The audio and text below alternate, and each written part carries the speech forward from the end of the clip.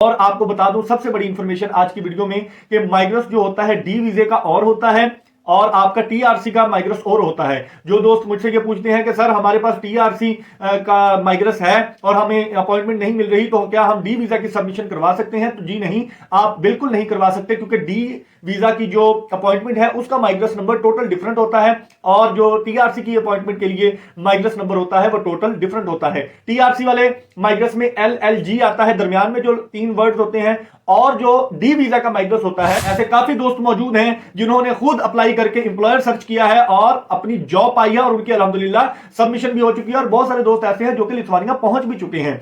तो आप उन दोस्तों की मदद ले सकते हैं, मुझसे क्वेश्चन कर सकते हैं। तो अपना सीवी और कवर लेटर आप खुद बनाइए, अगर नहीं बना सकते हमसे बनवा लीजिए, हम आपको बहुत माकूल पैसों में ये सर्विस देने को तैयार हैं। और अगर आप अप्लाई भी नहीं करना चाहते, आप जॉब करते हैं। अस्सलाम वालेकुम दोस्तों, मेरा नाम हाफिज उस्मान है और आप आइडियल वीजा के प्लेटफॉर्म से मुझे देख रही हैं। कैसे हैं आप सब? उम्मीद करता हूं आप सब खैर आफियत से होंगे। आज एक मरतबा फिर हम लिथुआनिया पर बात करने जा रहे हैं। लिथुआनिया की नई अपडेट्स क्या हैं और आप लिथुआनिया में बगैर किसी एजेंट से खुद ऑनलाइन घर बैठकर सीवी और कवर लेटर की मदद से जॉब कैसे हासिल कर सकते हैं और एम्प्लॉयर कैसे फाइंड कर सकते हैं और खुद अपना सारा प्रोसेस खुद से कर सकते हैं घर बैठकर। आज आपको ये सारी इंफॉर्मेशन मैं देने जा रहा हूं। चैनल पर नए हैं तो चैनल सब्सक्राइब कर लीजिए, लाइक कर लीजिए और अपने दोस्तों के साथ शेयर जरूर कीजिए। हाउ टू अप्लाई की हम नई सीरीज स्टार्ट कर चुके हैं। 2 से 3 कंट्रीज में पहले डिस्कस कर चुका हूं, लिथुआनिया को भी पहले डिस्कस कर चुका हूं, लेकिन आज मैं इन डिटेल आपको बताने जा रहा हूं कि जो लोग चाहते हैं कि अप्लाई करना है लिथुआनिया में और जो लोग कर चुके हैं वो अगला प्रोसेस मुझसे पूछते हैं कि सर इसके बाद क्या होगा, इसके बाद क्या होगा, तो उनको ये मैं वीडियो जरूर रिकमेंड करूंगा कि सारी शुरू से लेकर आखिर तक देखिएगा। आपको सारा प्रोसीजर मैं समझाने जा रहा हूं। सबसे पहले बात करते हैं उन दोस्तों की जिन्होंने ऑलरेडी अप्लाई किया हुआ है। वो मुझसे पूछते हैं कि सर अपडेट्स क्या है, जिनके मेडिएशन आए हुए हैं, कुछ लोगों के वर्क परमिट्स आए हुए हैं, जिनका अभी माइग्रेस इशू नहीं हुआ, वो मेरी बात जहन नशीन कर लें कि मेरे भाई अब आपका काम नए प्रोसीजर के मुताबिक होगा, नए रूल्स के मुताबिक होगा, यानी कि आपकी सबमिशन अपने होम कंट्री में होगी।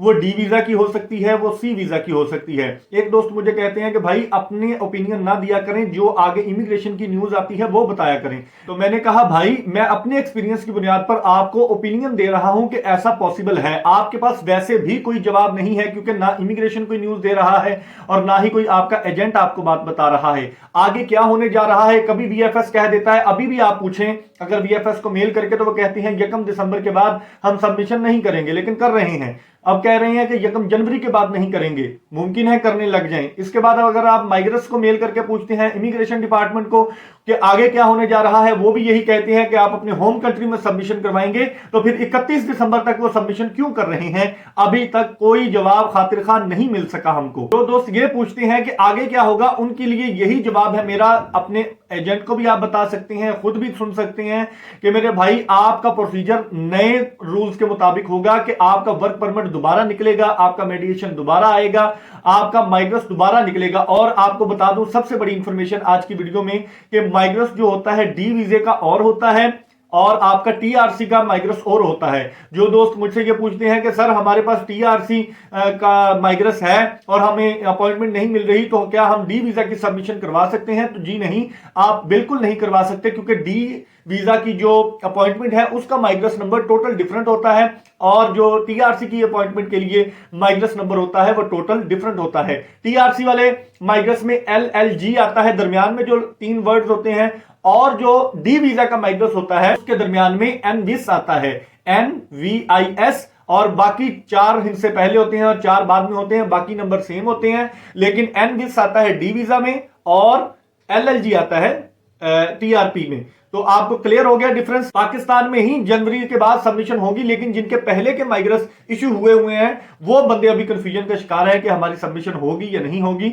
बहुत सारे दोस्तों ने अपॉइंटमेंट्स ली भी हुई हैं अपनी लक को आजमाने के लिए कि मुमकिन है कि सबमिशन होने लग जाए, जैसे दिसंबर में हो रही है। इनके सबमिशन होने लग जाती है तो आपके लिए बहुत ही अच्छा रेयर चांस होगा कि टीआरसी आपको मिल जाएगी, क्योंकि उसके बाद जो नए केसेस अप्लाई होने जा रहे हैं, ये बात जहन नशीन कर लें कि आपको टीआरसी नहीं मिलेगी, सी वीजा या डी वीजा मिलेगा। सी वीजा के लिए डॉक्यूमेंटेशन थोड़ी सी डिफरेंट होगी। अगर आप कंपनी को पा लेते हैं, कंपनी को अप्लाई करके मना लेते हैं, इंटरव्यू क्लियर कर लेते हैं, तो आपको सी वीजा के लिए डॉक्यूमेंटेशन आपकी कंपनी प्रोवाइड करेगी। तो कंपनी आपको सी वीजा के लिए अपना स्पॉन्सर्ड लेटर प्रोवाइड करेगी, जिसमें ये क्लियरली मेंशन्ड होगा जो इमिग्रेशन में आप जमा करवाएंगे कि ये बंदा हमारे पास आ रहा है, ये हमारे पास क्या कहते हैं खाना भी ये खाएगा, हमारे पास रहेगा भी ये। तो मेन दो ये एक्सपेंसेस होते हैं जब भी आप किसी कंट्री का टूरिस्ट वीजा अप्लाई करते हैं, तो आप उनको ये क्लियर करते हैं कि हम रहेंगे कहां पर और खाएंगे कहां से, आपके पास क्या इतने पैसे हैं कि आप वहां जाकर अपना एक्सपेंस खुद उठा सकते हैं या आप वहां जाकर रह सकते हैं। तो ये दो चीजें क्लियर करनी होती हैं वीजा ऑफिसर को, ये दोनों चीजें आपको आपका इंप्लॉयर प्रोवाइड करेगा, तो इसके लिए आपको परेशान होने की जरूरत नहीं है।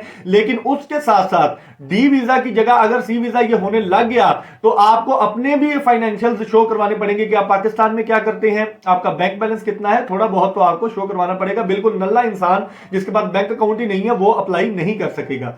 तो ये बात आपको क्लियर हो गई। सी वीजा अगर अप्लाई होता है तो आपका जो एम्प्लॉयर है वो आपको अकोमोडेट करेगा अपने डॉक्यूमेंट्स के साथ। डी वीजा अगर अप्लाई होता है तो आपका माइग्रेस नंबर चेंज होकर पुराने माइग्रेस पर आपका ये वीजा अप्लाई नहीं हो सकेगा। माइग्रेस का डिफरेंस मैंने आपको पहले बता दिया है। अब आ जाते हैं उस बात की तरफ कि आप अप्लाई कैसे कर सकते हैं। ऑनलाइन जॉब पोर्टल्स जितने भी हैं वो मैं डिस्क्रिप्शन में मेंशन कर रहा हूं, क्योंकि वन बाय वन मैं स्क्रीन पर बताऊंगा, टाइम बहुत ज्यादा हो जाएगा।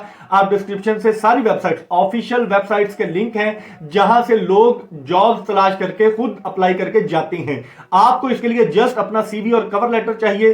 सीवी और कवर लेटर यूरो पास होना चाहिए, एटीएस अप्रूव्ड होना चाहिए। अगर आपको एटीएस का नहीं पता तो आप मेरी वीडियो मेरे चैनल पर जाकर देख सकते हैं, जिसमें मैंने आपको बताया है कि एटीएस कैसे होता है। आपको मैं थोड़ा सा मुख्तसर बता देता हूं कि अगर आप किसी भी जॉब में अप्लाई करते हैं, उनको 5 बंदे चाहिए। मिसाल के तौर पर प्लम्बर की जॉब है, 5 बंदे चाहिए और 500 सीवी एचआर को रिसीव हो जाती है, तो वो 500 सीवी वन बाय वन नहीं देखेगा। वो एटीएस एक सॉफ्टवेयर है, उसमें कीवर्ड डालेगा, कुछ स्पेसिफिक कीवर्ड उस जॉब के रिगार्डिंग, जॉब के रिलेटेड। जब वो क्लिक करेगा, इंटर बटन दबाएगा, तो 500 में से 40, 20, 30 सीवियां रहकर उनके पास आ जाएंगी, जिनमें वो अच्छे कैंडिडेट्स होंगे जो कि उस जॉब के लिए सूटेबल होंगे। तो आप अगर एटीएस अप्रूव्ड सीवी नहीं बनाएंगे तो आपकी पहली 400 में से जो 450 सीवियां वो रिजेक्ट कर चुका होगा, आप उसी में से होंगे। आपका एचआर इंटरव्यू भी कंडक्ट नहीं कर पाएगा और ना ही आप शॉर्टलिस्ट होंगे। तो आप समझ चुके होंगे कि एटीएस किसे कहते हैं। एटीएस सीवी बनाएं, अपनी खुद से बनाएं, इंटरनेट पर वीडियोस देखें। प्रेफर यही है कि आप खुद से अपनी सीवी क्रिएट करें, कवर लेटर बनाएं, ताकि आप शॉर्टलिस्ट हो और आपका जल्दी से जल्दी जवाब आए। लेकिन अगर आप ये खुद नहीं कर सकते,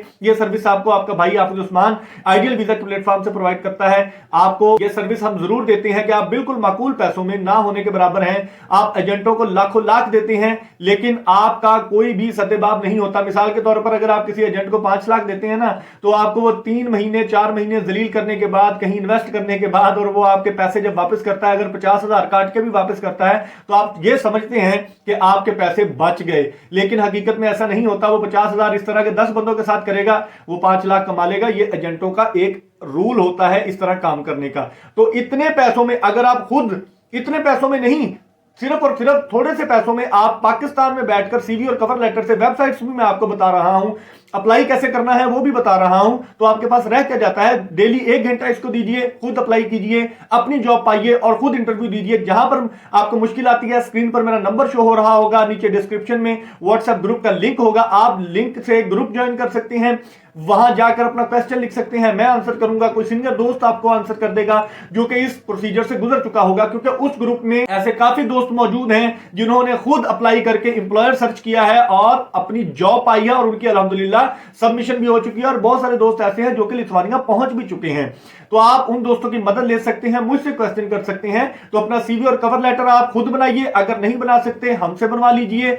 हम आपको बहुत माकूल पैसों में ये सर्विस देने को तैयार हैं। और अगर आप अप्लाई भी नहीं करना चाहते, आप जॉब करते हैं, आप कहीं पर बिजनेस करते हैं, आपके पास इतना टाइम नहीं होता कि आप खुद से अप्लाई कर सकें, तो इसके लिए भी हमारे पास टीम मौजूद है। हम बहुत ही माकूल चार्जेस में, जितने मैंने बताए हैं ना, कि आपको 4-6 महीने बाद आपका जो एजेंट है वो 50,000 काट के दे देता है आपको 5 लाख में से, उससे भी कम पैसों में आपके सीवी, कवर लेटर और आपका अप्लाई करने का 2 महीने का ये जिम्मा मैं उठाता हूं। इंशाल्लाह आपको रिस्पॉन्स भी आएगा, अच्छा बताया भी जाएगा, गाइड भी किया जाएगा। और अगर रिस्पॉन्स आ जाता है, आपको यह भी बताया जाएगा कि आपने इंटरव्यू कैसे कंडक्ट करना है, इसके बाद आपने अपना वर्क वीजा कैसे प्रोसीजर करना है, सारी मालूमात आपको दी जाएंगी।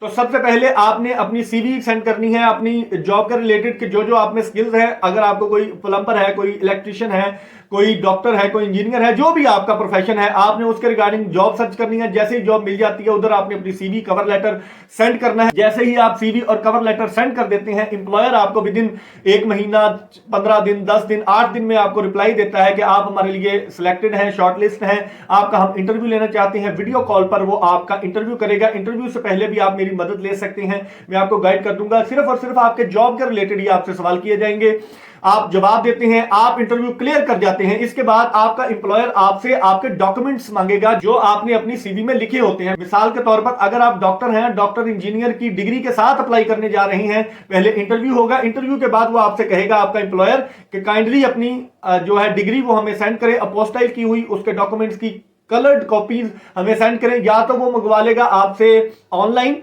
आपसे मंगवा ली जाएगी पीडीएफ फाइल में, या फिर आपको कहेगा कि आप इसको डीएचएल कर दें। आपका एम्प्लॉयर आपके जो सारे डॉक्यूमेंट्स हैं वो उधर मंगवा लेगा। उधर आपके डॉक्यूमेंट्स जब पहुंच जाते हैं तो आपका एम्प्लॉयर आपके लिए work visa ministry of interior में अप्लाई करेगा। सबसे पहले आपका वर्क परमिट निकलेगा। वर्क परमिट निकलने के बाद इसको लग जाते हैं 15 से 20 दिन। पहले आपके इंटरव्यू होने के बाद तकरीबन 1 महीने में आपका यह काम हो जाता है। वर्क परमिट निकल आता है। वर्क परमिट के बाद आपका मेडिकेशन लेटर आता है। मेडिकेशन लेटर के बाद आपका सबसे मेन डॉक्यूमेंट आता है जिसको माइग्रेस बोलते हैं। माइग्रेस नंबर आपको जब रिसीव हो जाता है उस पर आप अपनी अपॉइंटमेंट उठाते हैं। अब इसका तरीकाकार थोड़ा चेंज हो जाएगा क्योंकि डी वीजा की अपॉइंटमेंट और सी वीजा की अपॉइंटमेंट डिफरेंट होगी। सी वीजा को ऑलरेडी हंगरी एम्बेसी पाकिस्तान में डील कर रही है। मुमकिन है जनवरी में यह चार्ज भी उनको दे दिया जाए कि डी वीजा की एप्लीकेशंस भी हंगरी एम्बेसी ही डील करने लग जाए। पाकिस्तानियों की बात कर रहा हूं। तो आपका माइग्रेस नंबर आ जाता है। माइग्रेस के जरिए से आप अपनी अपॉइंटमेंट लेंगे। पाकिस्तान में भी अगर हंगरी एम्बेसी भी डील करती है तो आपको अपॉइंटमेंट वीएफएस से ही लेनी पड़ेगी। वीएफएस के थ्रू आप अपॉइंटमेंट लेते हैं, अपने डॉक्यूमेंट सबमिट करवाते हैं, वो एम्बेसी को सेंड करती है। एम्बेसी आगे, हंगरी एम्बेसी आगे लिथुआनिया एम्बेसी को आपके डॉक्यूमेंट्स भेजती है और जांच पड़ताल के बाद आपका वर्क वीजा इशू कर दिया जाता है। पहले टीआरपी इशू होती थी, अब वर्क वीजा इशू हुआ करेगा। अगर सी वीजा स्टार्ट हो जाता है तो फिर सी वीजा के लिए डॉक्यूमेंटेशन थोड़ी और होगी क्योंकि उसका टाइम फ्रेम कम हो जाएगा। डी वीजा के लिए आपको टाइम फ्रेम ज्यादा चाहिए, 2 महीने भी लग जाते हैं अप्लाई करने के बाद। और सी वीजा के लिए आपका विद इन 15 डेज आपका ऑलमोस्ट जवाब आ जाता है। तो ये सारा तरीकाकार है और आप फिर अप्लाई करके जा सकते हैं। ये सारा तरीकाकार है, बड़े ही आसान लफ्जों में मैंने आपको बता दिया है कि आप लिथुआनिया में सबसे पहले अपना सीवी कवर लेटर बनाएंगे, आप अप्लाई करेंगे। पोर्टल्स मैंने आपको डिस्क्रिप्शन में दे दिए हैं। उसके बाद आपका जो होगा इंटरव्यू के बाद आपका वर्क परमिट निकलेगा। वर्क परमिट के बाद मेडिकेशन लेटर आएगा। मेडिकेशन लेटर के बाद आपका माइग्रेस नंबर निकलेगा। अगर डी वीजा होगा तो NVIS लिखा होगा, NVIS। आपके LLG की जगह, जो कि पहले लोग इस प्रोसीजर से गुजर चुके हैं उनको पता होगा, तो जो टीआरपी का माइग्रेस होता है उसमें दरमियान में LLG होता है जिसको LLG नंबर भी बोलते हैं, माइग्रेस नंबर भी बोलते हैं। लेकिन अगर आप डी वीजा अप्लाई करेंगे तो डी वीजा के लिए आपको NVIS दरमियान में लिखा आएगा, NVIS। तो उम्मीद करता हूं आपको सारी बातों की समझ आ गई होगी। आपको क्लियर कट मैंने सारी चीजें बता दी हैं, खोल के रख दी हैं। अगर आपको कोई चीज समझ नहीं आई तो मेरे व्हाट्सएप पर राब्ता करके पूछ सकते हैं। अगर आप खुद अप्लाई कर सकते हैं जरूर कीजिए, आपको जॉब मिलने के चांसेस बड़े हाई हैं। खास तौर पर वो दोस्त जो गल्फ में मौजूद हैं, उनको मैंने कल भी बताया था कि जो दोस्त वहां पर मौजूद हैं उनके पास वहां के एक्सपीरियंस लेटर्स हैं। तो जिस भी कैटेगरी में वो फॉल करते हैं वो अपनी सीवी कवर लेटर जरूर बनाएं या बनवाएं और खुद से अप्लाई करें। अगर नहीं कर सकते तो वो भी हमारी खदमात हासिल कर सकते हैं, अपनी जॉब हासिल करें, इंटरव्यू दें। इंटरव्यू के लिए मेरी मदद भी आप हासिल कर सकते हैं और आप खुद से बगैर एजेंट के 2 से 3 लाख रुपए में आप डायरेक्ट जा सकते हैं लिथुआनिया के लिए। तो उम्मीद करता हूं आपको आज की वीडियो पसंद आई होगी, बातों की समझ आ गई होगी। अगर कोई चीज रह गई हो तो आप मुझसे व्हाट्सएप पर कॉन्टैक्ट करके पूछ सकते हैं। अगर कोई आपका क्वेश्चन हो तो ग्रुप में आकर पूछ सकते हैं। अल्लाह पाक हम सब के लिए आसानियां पैदा फरमाए और एक दूसरे के लिए आसानियां तकसीम करने का शर्फ अता करे। दुआओं में याद रखिएगा। अपने मेजबान हाफिज उस्मान को कल तक की वीडियो के लिए इजाजत दीजिए। अल्लाह निगहबान।